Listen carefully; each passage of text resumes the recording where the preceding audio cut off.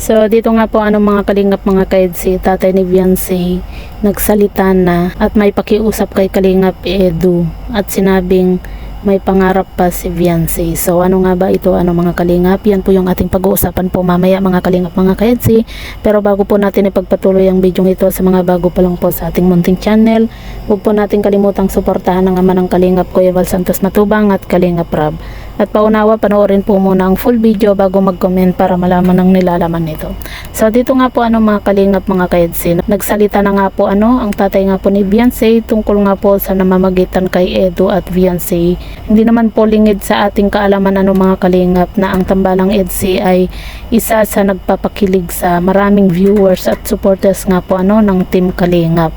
At yun nga po mga kalingap, marami din tayong nababasa na mga komento nga po na sana nga daw po sila na ni Kalingap Edu at Viancy in the future At dito nga po mga kalingap, hindi din po napigilan ng tatay ni Viancy na magsalita na sa interview nga po ni Kalingap Jeric sa tatay ni Viancy. Sinabi nga po dito ng tatay ni Viancy na at kitang-kita din po at narinig po natin dito nga po kay tatay at sinabing kung si Kalingap Edu at Viancy nga po ang magkatuluyan in the future ay wala po siyang tutol dahil hindi naman po sila yung klase nga daw po ng magulang na siyang pipili kung sino ang gugustuhin po ng kanilang anak mga kalingap. At dito pa mga kalingap, sinabi din po ng tatay nga po ni Viancy na kung makapaghihintay po itong si Kalingap Edu kay Viancy in the future dahil nga po sa may pangarap pa po itong si Viancy para sa kanilang pamilya nga po at alam mo naman natin mga kalingap na itong si Viancy ay bata pa po kaya kaya nga po sabi ng tatay nga po ni Viancy na kung makapaghihintay si Kalingap Edu ay wala pong tutol ang magulang nga po ni Viancy sa kanila. Pero dito nga po mga kalingap, hindi rin po maiwasan na kiligin nga po itong si tatay sa Tambalang EDC at makikita naman natin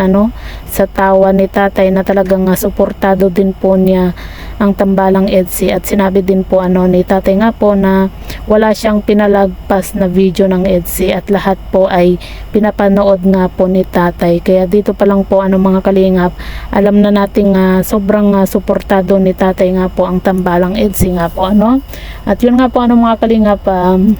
mismong tatay nga po ni Viancy na ang nagsabi na kung makapaghintay nga po itong si Kalingap Edu ay wala naman po siyang tutol sa kanila at hindi naman po sila yung